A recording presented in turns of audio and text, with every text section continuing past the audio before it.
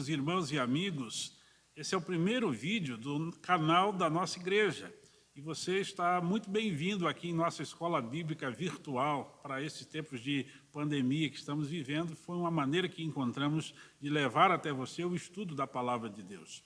Quero muitíssimo agradecer a sua participação aqui e pedir a você que deixe o seu like, que você comente, que você compartilhe esse vídeo com outras pessoas e, mais importante, que você se inscreva para que a gente possa ter batido a nossa meta aí de 1000 inscritos, para a gente se livrar de uma vez por todas de ter que pagar aplicativo de terceiros quando for transmitir o culto ao vivo todos os domingos às 19 horas. Eu sou o pastor Joaquim Dias, pastor dessa igreja, e agradeço muito a sua presença comigo. Nossa lição de hoje é a lição de número 13, Amando os Nossos Inimigos é o tema desta lição. E ela é baseada, como sempre, no livro do pastor John Stott, A Cruz de Cristo. Convido você a ler comigo o texto bíblico que dá base para esta lição. E ele se encontra em Mateus capítulo 5, do verso 43 até o verso 48. Diz assim: Vocês ouviram o que foi dito, ame o seu próximo e odeie o seu inimigo. Mas eu lhes digo, ame os seus inimigos e orem por aqueles que os perseguem, para que vocês venham a ser filhos de seu Pai que está nos céus, porque ele faz raiar o seu sol sobre maus e bons, e derrama a chuva sobre justos e injustos. Se vocês amarem aqueles que os amam, que recompensa receberão? Até os publicanos fazem isso. E se vocês saudarem apenas os seus irmãos, o que estarão fazendo demais? Até os pagãos fazem isso. Portanto, sejam perfeitos, como perfeito é o Pai Celestial de vocês. Vamos orar? Senhor, fala ao nosso coração com a Tua palavra que nós lemos e com o estudo e reflexão que faremos agora, em nome de Jesus. Amém. Muito bem, meus irmãos, amar os nossos inimigos é, sem dúvida, o ensinamento mais forte que nós encontramos na mensagem da cruz. É um dos ensinamentos mais exaltados, mais sublimes, que se pode encontrar em todo o Novo Testamento. É neste detalhe, mais do que em qualquer outro, que vai se evidenciar se somos ou não discípulos de Jesus. A lição aqui é que quando você e eu nos defrontamos com pessoas que nos assediam e nos odeiam, nós devemos nos comportar como Jesus se comportaria. Devemos ser semelhantes a Cristo. Portanto, devemos tratar as outras pessoas como Deus nos trata, como o Senhor Jesus nos tratou. Amar os inimigos é uma qualidade sem igual, que nos distingue de toda aquela pessoa que não crê no Senhor Jesus Cristo. Volte seus olhos comigo para Mateus capítulo 5, versículo 47. Vamos ler novamente o que Jesus disse. E se vocês saudarem apenas os seus irmãos, o que estarão fazendo demais? Até os pagãos fazem isso. Somos ensinados por Jesus a irmos além, a fazer mais do que as pessoas sem Cristo poderiam fazer. O grande escritor Martyn Lloyd-Jones, citado aqui na nossa lição, disse o seguinte, veja, o crente é alguém separado de todos os demais, não somente dos piores dentre eles, mas até dos melhores e mais excelentes. O crente aprende que deve amar os seus inimigos, que deve fazer o bem até a quem o odeia. O que Deus espera de nós é que sejamos semelhantes a Ele. Ao nos amar, a palavra de Deus diz que Ele nos amou sendo nós ainda pecadores, ou seja, sendo nós ainda inimigos do Senhor. Então é isso que nós devemos replicar, imitando a Jesus, imitando ao Senhor Deus, amando pessoas, mesmo que elas sejam nossas inimigas. Se o descrente tem a tendência de se conter diante de um insulto, se ele não vai retaliar o sofrimento que sofreu, a situação que sofreu, o crente é ensinado a desenvolver amor pelo seu inimigo. Não é apenas agir com indiferença, mas agir de forma positiva para abençoar o inimigo, jamais para amaldiçoá-lo. Jesus disse que é no amor aos outros que se conhece quem são os seus discípulos, e nós lemos isso em João 13:35. Diz assim, olha, com isso todos saberão que vocês são meus discípulos, se vocês se amarem uns aos outros. O ensinamento de amar os inimigos não é algo simples de entender, e é uma questão que tem deixado confusão na mente de muitos crentes. Você se lembra que o apóstolo Pedro ficou perplexo quando Jesus disse que ele deveria perdoar sempre? Então ele perguntou para Jesus: até quantas vezes eu devo perdoar? Para compreendermos estas questões, precisamos nos aproximar da cruz de Cristo e entender a sua mensagem. A revelação de Deus na cruz é o que vai nos ajudar a lidar com o mal e com as agressões que nós sofremos. Vamos, então, ao primeiro ponto da nossa lição, a reconciliação e a disciplina. Uma das lições centrais apresentadas pela cruz é que o perdão concedido por Deus jamais é um perdão barato, sempre é custoso. Embora Deus nos tenha perdoado na cruz, seu único Filho, Jesus Cristo, pagou o preço do seu próprio sangue para que o nosso pecado fosse punido, unindo assim na cruz tanto o seu amor como a sua justiça, porque também na cruz fomos perdoados. Na cruz temos a misericórdia e temos a severidade de mãos dadas. Na cruz, Deus está ao mesmo tempo salvando e punindo. De que forma esse princípio de amor e justiça funcionará nas diversas áreas da vida? Eu quero compartilhar isso com você agora. Em primeiro lugar, na vida social. O crente não tem direito de negar o perdão e nem de fazer vingança. Por outro lado, o crente também não pode desvalorizar o ato de perdão, oferecendo esse perdão de forma prematura, sem que haja na pessoa arrependimento genuíno. O ensino bíblico que encontramos em Lucas, capítulo 17, versículo 3, é este: tomem cuidado. Se o seu irmão pecar, repreenda-o, e se ele se arrepender, perdoe-lhe. Observe que primeiro você o repreenderá, e havendo arrependimento, você o perdoará. Mas deve ficar claro aqui que o perdão sempre vai exigir alguma forma de pagamento e de sofrimento. Veja, se a culpa for nossa, haverá a humilhação de ter que pedir perdão. A pessoa culpada terá que reconhecer sua falha, seu pecado, e vai ter então que se humilhar diante de quem ele ofendeu para pedir perdão. Se formos vítimas da ofensa, talvez tenhamos que suportar o embaraço de ter que reprovar alguma atitude, repreender a pessoa que está causando o problema e talvez até perder uma amizade. Mas existe a necessidade do confronto. Ignorar, ficar indiferente, não fazer o confronto, pode deixar o ofensor com uma ideia de que seus atos estão sendo aprovados, que seus erros estão, na verdade, parecendo coisas corretas. E muitas vezes isso vai permitir com que ele continue a errar mais e com mais pessoas. Então, confrontar a pessoa que está errada será uma forma de amar essa pessoa, ainda que ela não goste do confronto. Na vida familiar, neste ponto, vale a pena colocar aqui as palavras do próprio John Stott. Veja, os pais hão de querer que sua atitude para com os filhos seja marcada pela cruz. Devem amá-los, mas esse amor não é amor mole e sem princípios, que estraga as crianças, mas amor santo, que procura seu bem-estar maior, não importando o custo. Ou seja, é preciso haver confronto e disciplina na vida familiar. A cruz dá aos pais o direito de aplicar a disciplina. Veja o que encontramos em Hebreus, capítulo 12, de 5 a 8. Deixe-me ler aqui. Vocês se esqueceram da palavra de ânimo que ele lhes dirige como a filhos.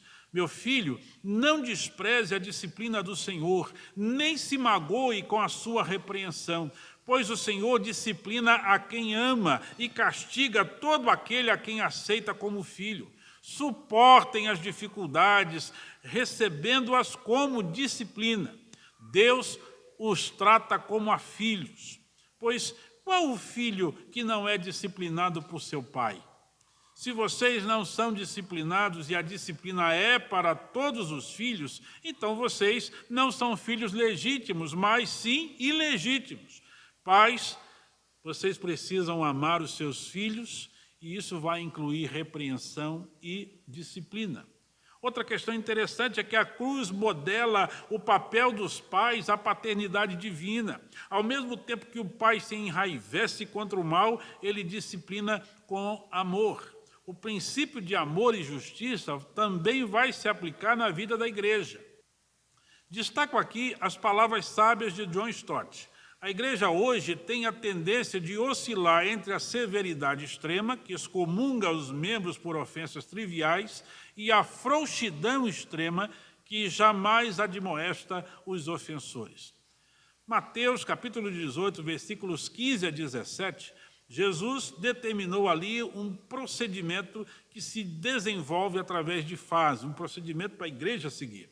Primeiro, a confrontação pessoal. O versículo 15 diz: se o seu irmão pecar contra você, vá e a sós com ele, mostre-lhe o erro. Se ele o ouvir, você ganhou o seu irmão. Seria bom se toda vez que alguém falhasse e fosse confrontado sozinho, essa pessoa já se arrependesse e então resolvesse o problema ali mesmo, imediatamente. Mas são muitos os casos em que esta fase não funciona tão depressa. E então necessita de uma outra fase. E a outra fase é confrontação com testemunhas. A fim de estabelecer uma repreensão, às vezes é preciso levar mais gente, como está no verso 16, eu vou ler. Mas se ele não o ouvir, leve consigo mais um ou dois outros, de modo que qualquer acusação seja confirmada pelo depoimento de 2 ou 3 testemunhas. Neste ponto, mais pessoas biblicamente orientadas confrontam a pessoa em pecado para ajudar essa pessoa a se livrar do seu pecado. Mas, infelizmente, o coração do homem ainda pode permanecer endurecido e então vai necessitar da terceira fase, que é a confrontação com a igreja. Esta fase vem para que a pessoa possa ter a terceira oportunidade de se arrepender. Caso se recuse a ouvir a igreja, então deve ser excomungado, excluído da lista de membros daquela igreja. Versículo 17 ensina, olha, se ele se recusar a ouvi-los, conte à igreja. E se ele se recusar a ouvir também a igreja, trate-o como pagão ou publicano. Há ainda outros textos aqui que quero deixar na tela para que você saiba que a disciplina na igreja tem propósito positivo.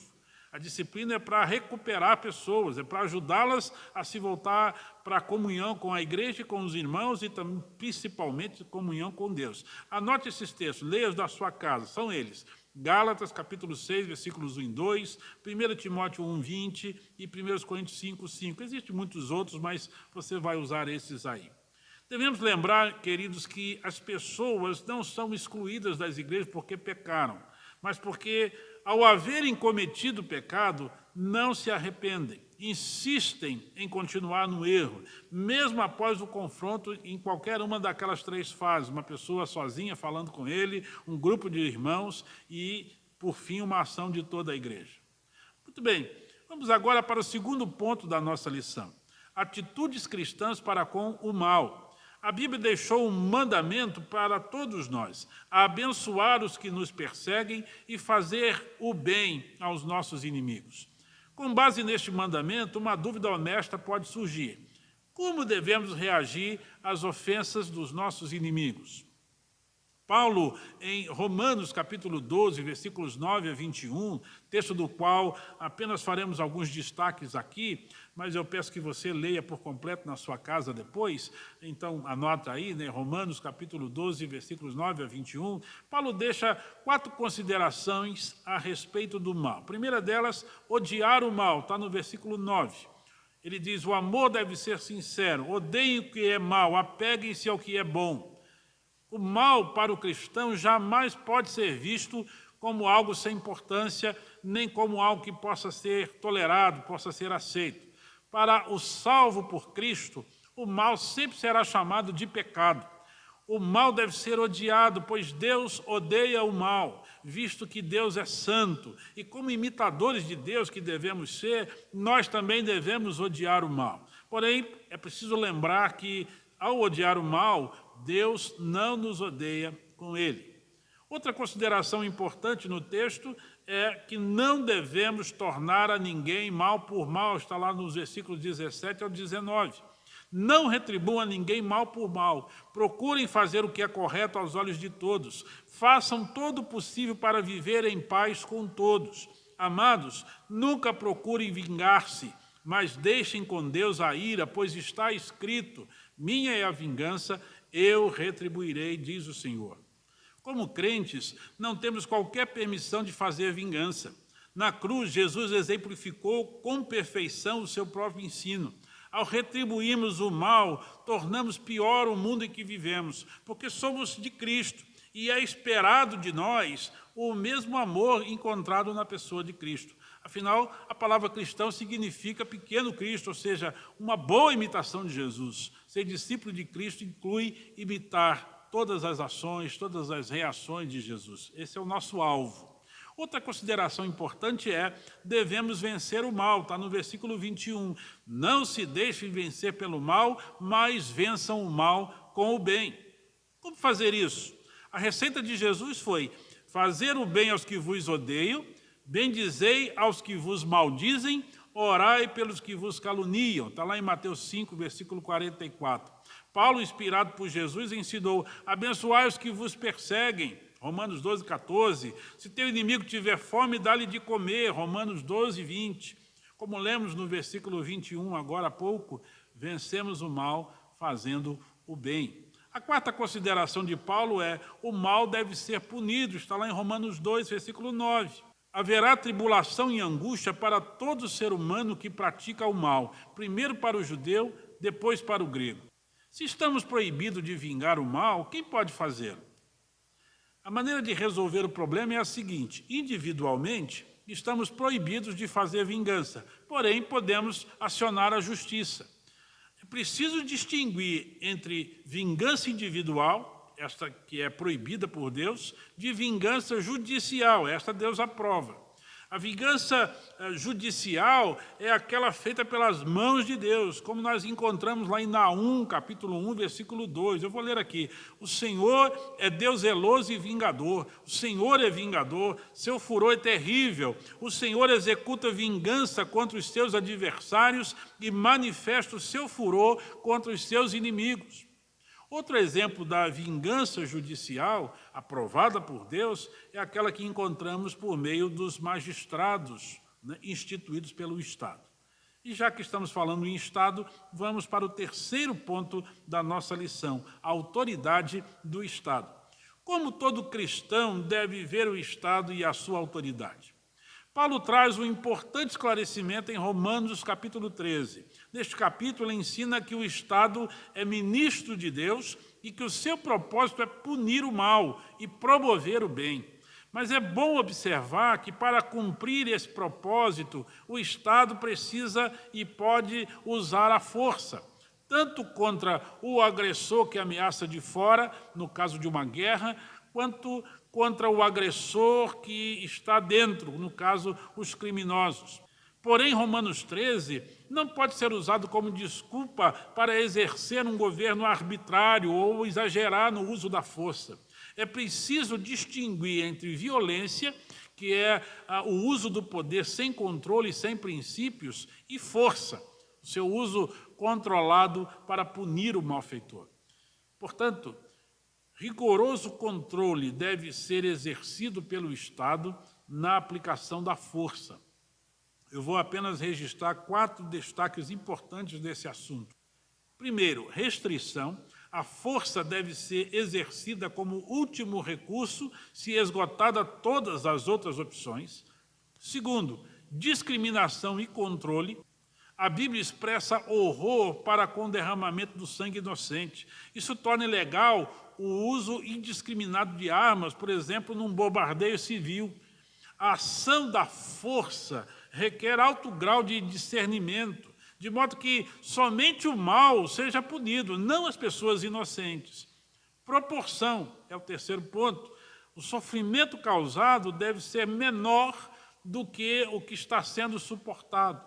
O Estado não pode aplicar sobre o malfeitor algo muito pior do que aquilo que um malfeitor faria. Quarto, confiança. O Estado deve oferecer uma expectativa razoável na punição dos culpados. O uso que o Estado faz da força em caso de guerra deve ser, com igual cuidado, aplicada também aos criminosos. Deve ser usada força suficiente para manter esse criminoso sob custódia, levá-lo à justiça e, após a sentença, obrigar essa pessoa a sofrer a devida punição. Vamos ao quarto ponto da nossa lição: vencendo o mal com o bem. Como pode o mal ser ao mesmo tempo vencido, como lemos em Romanos 12, 21, e punido, como está em Romanos 13, verso 4? Novamente, a cruz de Cristo é a resposta. Cristo na cruz não venceu o mal se recusando a puni-lo, mas aceitando ele mesmo o castigo. Na cruz, o mal humano foi punido e vencido. Daí, nós temos como derivação dois princípios para a prática da nossa justiça, da justiça cristã. Primeiro, um princípio retributivo. O malfeitor deve ser punido. O cristão reconhece a realidade do mal, do erro, da injustiça e procura puni-lo com equidade. E o segundo princípio é o princípio reformativo. Deve-se tentar reabilitar o malfeitor. O cristão condena a culpa, mas não o malfeitor, e reage ao pecado de modo a remodelar o futuro à luz do erro, de maneira mais criativa possível. Devemos nos lembrar que somos pecadores, todos nós. Diante do erro de alguém, devemos ter em mente que tanto aquela pessoa cuja ação foi desprezível, quanto nós que achamos que estamos bem, todos nós fomos os causadores da morte de Jesus, de maneira que não há nenhum justo, nenhum sequer, o que diz as Escrituras. Todos pecaram e todos ficaram destituídos da glória de Deus. Mas temos um presente de graça que é a nossa salvação em Cristo Jesus. Ele foi à cruz em nosso lugar. Então, neste caso, o confronto, a repreensão, a correção, a disciplina, feitos de modo bíblico, visarão a restauração da pessoa em pecado, ajudando essa pessoa a corrigir sua vida e a voltar para o caminho de paz, de comunhão, de atitudes aprovadas por Deus, visando, é claro, a glória do Senhor e sempre olhando para o modelo maior que é Jesus Cristo, pelo que ele fez lá na cruz do Calvário por nós. Eu quero concluir, então, pensando que nesses tempos de guerras, rumores de guerras e tanta violência urbana, a cruz é a resposta para os malfeitores de hoje e de sempre. A cruz mostra o Cristo que morreu para salvar a mim e a você. E nós precisamos ter os nossos olhos voltados para a cruz do Senhor Jesus. Vamos orar agradecendo por isso. Senhor, nosso Deus, quero agradecer ao Senhor pela grande salvação que Jesus operou para nós na cruz. Ele pagou o preço do nosso pecado ali, ele assumiu sobre si a condenação do nosso pecado, morrendo na cruz, mas também ali ele trouxe para nós o perdão, a restauração da nossa vida, a oportunidade de termos paz com o Senhor e certeza da eternidade contigo, mas também, ó Deus, nos ensinou que nós precisamos amar os nossos inimigos, porque eles não são tão diferentes de nós também somos pecadores, eles são, estávamos todos condenados. Então nos ajude, ó Deus, a amar os inimigos, a orar por eles, a abençoá-los, para que eles também possam se arrepender dos seus pecados e crerem em Jesus Cristo. Também peço a Deus que quem me ouve, que ainda não tem Jesus, possa passar por essa mesma alegria nossa de termos nos arrependido, de termos convidado Jesus para entrar no nosso coração, de termos recebido esse presente da nossa salvação em Cristo. Pai, muito obrigado por tudo que o Senhor tem feito por nós nesse tempo. Agradeço pela proteção que o Senhor tem dado à tua igreja, agradeço pelos cuidados que o Senhor tem derramado sobre nós e peço que o Senhor continue cuidando dos meus irmãos, dos meus amigos, ajudando-os a compreenderem a palavra do Senhor, a viverem por ela, tendo Cristo como Senhor e Salvador de suas vidas, então desfrutando desse carinho, desse cuidado, desse amor do Senhor tão precioso para nós. Fala conosco, Pai, nos abençoe em nome de Jesus. Amém. Que Deus abençoe você mais uma vez. Te agradeço muitíssimo por participar comigo até agora. Continuo pedindo, se inscreva no nosso canal. E hoje à noite, às 19 horas, você vai ter o culto da Igreja Batista Santa Cruz transmitido aqui, ao vivo. Não é? Nós estaremos aqui com os irmãos cultuando no nosso templo. Não será um grupo grande, um grupo bem pequeno, por causa dessa questão da pandemia, mas estaremos transmitindo o que vamos fazer aqui, o nosso culto aqui hoje à noite, para que você possa acompanhar em casa, louvar ao Senhor conosco, ouvir a reflexão da palavra de Deus, entregando a sua vida, a sua história aos cuidados do Senhor Jesus. Que Deus abençoe você. Muito obrigado mesmo pela sua presença. Compartilhe para que outros possam ouvir a mensagem do Senhor. Eu vou ficando por aqui. Deus te dê alegria e paz no dia de hoje. Te espero às 19 horas hoje à noite. Um forte abraço. Até mais.